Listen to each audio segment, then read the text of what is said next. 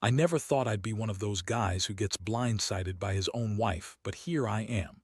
It's like I woke up one day and everything I believed about us had been a lie. We married 3 years ago, both of us in our early 30s. She's smart, driven, beautiful in that way that makes your jaw drop when she laughs. I thought I knew her, or at least I thought I did. Turns out I was wrong. A week ago I came home from work early, something I rarely do, and I found her car in the driveway but no sign of her.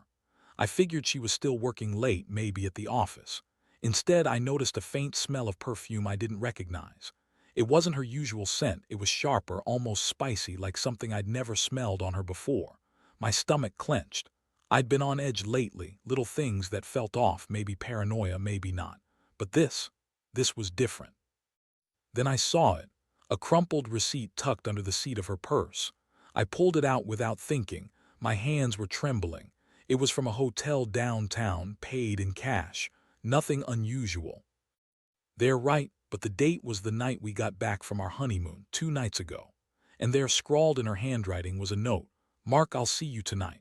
Mark, our wedding photographer. I'd seen him a few times, quiet guy, good at his job, but never anything more than that, just a professional. The note was a punch in the gut. I stared at it, felt my chest tight like a steel trap. I couldn't breathe right. My palms went slick, sweat pooling at the base of my thumbs. I needed more evidence. I stormed into our bedroom, opened her laptop, and found a string of emails she'd been exchanging with Mark. At first I thought it was just about pictures or maybe some work stuff. But then I saw the language flirty, a little too familiar, like a secret they'd been keeping. One email read, "Can't wait to see you tonight. Saw the sunset from the balcony, thought of you." My stomach churned again. The words made my throat tighten. She lied about being on a business trip for the past week, said she was working late every night. But now I knew she'd been sneaking around. Probably with him. My mind spun, trying to piece it all together. How long had this been going on? Was I just paranoid, or had I missed the signs? I sat back in the chair, feeling numb. My hands were shaking so badly I could barely hold the phone. I hesitated before calling her. Part of me wanted to confront her immediately, to hear her deny it or admit it. But another part, the darker, more calculated part, knew I needed a plan. I couldn't just explode. I had to be smart. She came home that night acting normal, as if she hadn't been caught red-handed. But I could see it in her eyes. She was nervous, maybe even guilty, though she tried to hide it behind that fake smile. I remembered her touching her hair, avoiding my gaze. I kept my expression blank, but inside the rage was bubbling up. "Hey, honey," she said, dropping her purse on the table and walking toward me. "Long day?" "Yeah," I answered, voice tight. "Long enough." I watched her face. "So I found out about the hotel. The note, the emails." Her eyes widened just a fraction. "What? Talking about?" "You lied to me about being on a business trip. You've been with him, haven't you?" She swallowed hard, then looked away. "It's not what you think. I made a mistake." Mistake, that word made my stomach twist like I'd been kicked in the gut, but I kept my voice steady. "A mistake? You cheated on me with Mark during our honeymoon. How long has this been going on?" She looked like she wanted to cry, but no tears came. Instead, she bit her lip and murmured, "It's over now." I swear. That's when I realized I needed to do something, not just yell or call her out. I needed to plan, to get my revenge in a way that would hit her where it hurt. Because she thought she could betray me and get away with it. That's not how I roll. The first step was clear. I had to find out exactly how deep this went. And then I'd make her regret ever crossing me. I could feel my jaw clenched tight, fists curled on my lap. I knew I wasn't the kind to let things go, not. And my entire world had just been shattered. And that's when the plan started forming, cold, calculated, and inevitable. The next morning I woke up with a pounding headache and a stomach that felt like I'd swallowed a brick. Last night's confrontation replayed in my mind on repeat. Her face, the way she avoided my eyes, the way she lied. I couldn't shake the feeling that this wasn't just a fling, it was something more, something deeper and darker. But I also knew I couldn't just blow up now. Not yet. I needed to be strategic. First thing I did was check her phone. I didn't want to, but I had to know everything. I unlocked it while she was in the shower, trying to steady my trembling hands. The messages with Mark were more revealing than I expected. They weren't just about pictures or work. There were flirty texts, suggestive emojis, plans to meet up again. It was all there, plain as day. The proof I needed. I sat back, feeling a strange mix of rage and cold anticipation. That's when I saw the photo she had sent him, a close-up shot of her in her lingerie, with a caption, "Missed you last night." It made my stomach turn. I'd always thought she was faithful, that our bond was something solid, but that's clearly not the case. I knew I had to act fast but carefully. I didn't want her to suspect I was onto her. Instead, I decided to set a trap. I started by calling Mark. When he answered, I kept my tone steady but firm. "Mark, I need to ask you something. Were you ever intimate with my wife?" There was a pause on the other end, then he cleared his throat. "Look, I didn't want to get involved in all this, but yeah, we've been seeing each other." I clenched my fists. "You're messing with my marriage, and I want to know exactly what's been going on. Were you with her during the honeymoon?" "Yeah," he admitted. "We met before your trip and things just went from there. I didn't mean for it to get out of hand." I felt a cold wave wash over me. That was my wife's betrayal, but Mark's honesty. It was a start. I needed to escalate but not blow everything up just yet. I told him I'd be in touch. Next, I decided to use her own phone against her. I created a fake email account, one that looked just like her email but with a slight variation. Over the next day, I sent her a message. "I know everything, don't bother denying it. I've seen the emails, the hotel receipts. I want to talk." I watched her face when she opened it. Her eyes widened and her hand trembled. She knew I'd caught her and she was trying to play it cool. But she couldn't hide the guilt, the panic. She started stammering, trying to make excuses. I didn't let her. Instead, I asked her directly, voice cold and sharp. "You lied to me about everything, about your trip, about Mark. How long has this been going on?" She looked down, then whispered, "Since before the wedding. I didn't know how to tell you." That statement hit me like a punch to the gut. All those years, all those moments of trust, they felt like lies coated in honey. I knew then I had a decision to make. I couldn't stay married to someone who thought honesty was optional, who thought she could cheat and still keep the good life. But I wasn't just going to walk away. No, I had plans. Plans that would make her regret every lie, every betrayal. I needed to make her understand that crossing me had consequences. That's when I decided on my revenge. A slow, deliberate form of justice that wouldn't just blow up what was left of our marriage but would leave her knowing she'd messed with the wrong man. I spent the rest of the day gathering evidence, screenshots, recordings, anything that could back up my story. I wasn't planning to just divorce her quietly. I wanted her to feel the full weight of what she'd done, the way I felt now, betrayed, humiliated, furious. That night, as she sat on the couch pretending everything was normal, I knew I was close to executing the first step of my plan. Her face was pale, her hands nervously fidgeting. I walked toward her, feeling the adrenaline spike in my veins. "Remember that note you left?" I said quietly. "The one where you said you'd see Mark tonight. Well, I've arranged for him to meet us tomorrow. I want you to tell me everything right there in front of him." Her eyes darted around, panic flickering in her gaze. "You're insane," she spat, but I saw the flicker of fear behind her voice. "Insane," I repeated, smiling coldly. "No, just done playing your game." The next morning, I woke up feeling like I was walking on a razor's edge. My muscles were tense, my jaw clenched so tight I was worried I'd crack a tooth. Everything was moving in slow motion, like I was stuck in some nightmare I couldn't wake up from. But I knew what I had to do. No more games, no more hiding. The time had come to confront her with everything laid bare. I made sure to keep my phone charged and my plans all set. I told her I was going out for a long walk and to clear my head. That was partly true, but mostly I was heading to the cafe where Mark said he'd meet her. I didn't trust her to tell the truth, so I wanted to be there in case she tried to backpedal or lie again. I needed to see her reaction face to face. When I got to the cafe, it was quiet, just a few people scattered around. I kept my eyes peeled for Mark, who was supposed to meet her there at noon. My heart was pounding so loudly I was surprised no one else could hear it. The seconds felt like hours. I kept checking my watch, nerves twisting inside me. I kept telling myself, stay calm, play it smart. Then I saw her. She approached the table looking more nervous than I'd ever seen her. Her cheeks were flushed, and she kept smoothing her hands over her jeans as if trying to erase her guilt. When she saw me, her eyes widened and she froze for a split second, like she was unsure if she should run or face me. Mark was already waiting, sitting with a clipboard and a pack of cigarettes, probably trying to look nonchalant but failing miserably. As they spotted each other, her face drained of color. Her eyes flicked to Mark, then back to me. The silence stretched out for a few seconds before I finally broke it. "Here we are," I said, voice low but steady.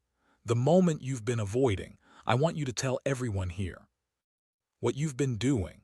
She hesitated, then looked down at her hands. I didn't mean for it to go this far," she whispered. Mark cleared his throat. "Look, I didn't want this to come out like this, but I guess it's too late for that. You're not the innocent victim here." I stepped closer. "You lied about everything, about your trip, about how much you loved me, and you cheated on me during our honeymoon, no less. How long has this been going on?" She finally looked up, tears welling up in her eyes. "It was just once. We were drunk and I thought it was a mistake. I didn't think it would get out of control." I clenched my fists, feeling the rage bubble up again. "That mistake cost me my marriage, my trust, and you want me to believe it was just once?" She nodded, tears streaming down her cheeks. "I swear it's over now. I'll leave. I don't want to hurt you anymore." I looked at her, then at Mark. My mind was racing, trying to decide what would hit her hardest. I knew I couldn't just walk away and pretend none of this happened, not after everything I'd found out. "Okay," I said finally, voice cold. "You want to end this, fine, but I have a different idea. You're going to give me back everything you took from me, my trust, my love, my respect. And then you're going to leave for good. No more lies, no more sneaking around." She looked like she was about to protest, but I cut her off. "You're also going to tell your friends, your family, everyone, the truth. No more hiding behind 'I made a mistake.' You're going to own it." Her eyes widened again. "You're serious?" "Dead serious," I said, voice flat. "And I've already made arrangements. I've contacted a lawyer. We're getting a divorce, and I want you to sign the papers today." Her face crumpled, tears now flowing freely. She looked broken, like she'd just lost everything, her marriage, her reputation, maybe even herself. But that's what she deserved. I wasn't going to be the guy who just forgave her after she betrayed me so deeply. Mark watched silently, probably knowing he was about to be thrown into the fire as well. I looked him in the eye. "You're lucky I'm not calling the cops, but I want you to stay away from her. If I hear you're involved again, I'll make sure you regret it." Mark nodded stiffly. "Got it." I turned back to her, feeling my chest tight. "Pack your things, leave today, don't contact me again." She nodded, voice trembling. "I'll go." As she gathered her purse and stood to leave, I felt a strange mix of relief and emptiness. I'd finally taken control, finally forced her to face what she'd done. But it didn't make it hurt any less. I watched her walk away, feeling the weight lift but also knowing this wasn't the end. That's when I realized I'd crossed a line I'd never thought I'd cross. And honestly, I didn't care. Sometimes revenge was the only way to reclaim what's yours. I turned toward Mark, who was still sitting there, quietly observing. "You're lucky I didn't ruin your life," I said quietly. "Stay away from her, or I'll make sure you regret it." He nodded again, and I walked away, feeling hollow but finally free. I knew what I had to do next. Cut all ties, start over. But I'd never forget how it felt to be betrayed at my core. That's the thing about revenge. Sometimes it's not just about punishment. It's about reclaiming what's yours piece by piece, even if it leaves you scarred in the process. The days that followed felt surreal, like I was walking through a fog I couldn't lift. After the confrontation, I knew I'd done what I needed, cut the ties, made her leave, and set the wheels in motion for a divorce. But inside, I was a mess. 1,000 thoughts spun through my head. How did I miss the signs? Was I a fool to ever trust her? And most of all, did I truly know who she was? Every time I saw her face in my mind, it burned. That look of guilt, that trembling voice, the way she clenched her fists trying to hide her shame, it all replayed relentlessly. I kept telling myself that I was better off without someone who lied, cheated, and betrayed everything I believed in. Still, the ache of betrayal gnawed at my insides. I decided to focus on my own healing. At least that was the plan. I started throwing myself into work, trying to drown out the noise in my head. But then late one night I got a text. It was from her, just a simple message. "I'm sorry, I never wanted to hurt you, please forgive me." My stomach twisted. Of course she was sorry, she'd lost everything. But I knew better. Sorry didn't fix what was broken. Sorry didn't undo the lies or the betrayal. That message was just another attempt to keep a foothold in my mind, in my life, that I was determined to cut loose. I didn't respond. Instead, I sat there staring at the screen, feeling that old familiar rage bubbling again. She thought a sorry could patch up all the damage. No way. I had already decided my next move, one that would make her regret ever crossing me. The day I went to the lawyer's office, I felt a strange sense of calm, like I was finally taking control of my future. We drafted the divorce papers. I signed them without hesitation. It was time to let go of this nightmare and finally start rebuilding. But I wasn't finished yet. Not by a long shot. Later that afternoon, I called Mark. I had know if he'd stick to his word. "Listen," I said, voice low, "are you staying out of her life now? No more contact." He hesitated, then replied, "Yeah, man, I got the message. I won't bother her again. I don't want any trouble." I let out a breath I didn't realize I'd been holding. "Good, because if I find out otherwise, I'll make sure you regret it. You understand?" "Yeah, I get it," he said quickly. "No more." That was enough confirmation for me. I felt a little of the weight lift. I had made him understand I wasn't playing games. But the truth was, I knew this wasn't just about them. It was about me, reclaiming my dignity after all those years of being blind to her lies. I went back home and started packing her things. I didn't want her to come back, didn't want her to think she could manipulate me anymore. I packed her clothes, her jewelry, the small things that reminded me of what we once had. I placed them in a box, sealed it, and left it in the hallway. When she arrived to pick up her things, I handed her the box. "This is everything," I said, voice cold, steady. "You can take it, don't come back, ever." She looked at me, tears streaking her face, but she didn't try to argue. She just nodded, then quietly left. I watched her walk out the door, feeling a strange mixture of relief and emptiness. The house was finally quiet, the chaos of betrayal settling into a distant memory. That night, I sat alone in the living room, feeling the hollow echo of everything I'd lost. I realized that revenge, no matter how satisfying in the moment, didn't heal the wound. It only marked the end of one chapter, the start of another. I poured myself a glass of whiskey, looked around at the empty walls, and made a vow I would rebuild, not just my house, but my life. I'd learned to trust again, but with my eyes wide open this time. No more illusions, no more lies. And as I stared into the glass, I knew one thing for sure: the woman I once loved was gone. And I was finally free enough to start over. The pain still lingered, but so did the resolve. I'd never let myself be that blind again. The lessons I learned: be careful who you trust. Trust is fragile and betrayal cuts deeper than any wound. But in the end, reclaiming your power is the only way to move forward, even if it leaves scars. The weeks that followed were a strange mix of relief and emptiness. I threw myself into work, trying to drown out the ache in my chest. I kept busy, but it was always there, that nagging feeling that I'd lost something I'd never get back. Still, I knew I'd made the right choice. Cutting her out, finalizing the divorce, reclaiming my life, that was the only way forward. But letting go didn't mean I was letting go of everything. Part of me needed closure, some sense that I had finally won back control. So I started digging into her social media just to see if she was trying to reach out or rebuild somehow. I figured if she was, I'd know. And if she was, well, that was good too. I didn't want her crawling back, pretending to be sorry. What I found confirmed what I already suspected. She was panicking. She deleted her posts, tried to hide her tracks, but I had already seen enough. Some of her friends had started asking questions, and I caught glimpses of her messaging them, trying to make excuses, claiming she was going through a rough patch or taking a break. Just more lies. One afternoon, I saw her try to call me. Her name flashed on my screen, but I didn't answer. Instead, I sent her a quick message: "Don't contact me again. Not now, not ever. Move on." I knew she'd try to reach me, but I also knew I had to be firm. No more second chances. I also started to think about what I really wanted. Part of me wanted revenge, a way to make her understand how much she'd hurt me. But I wasn't foolish enough to think that would fix everything. No, I wanted her to feel the loss, to see what she threw away. I wanted her to regret every lie, every betrayal. That's when I started planning my final move. I wanted to give her a taste of her own medicine. Not by doing anything illegal or destructive, but by making her realize she'd lost someone who truly cared. I decided I'd make her live with the guilt, the shame, and the knowledge that she'd never get me back.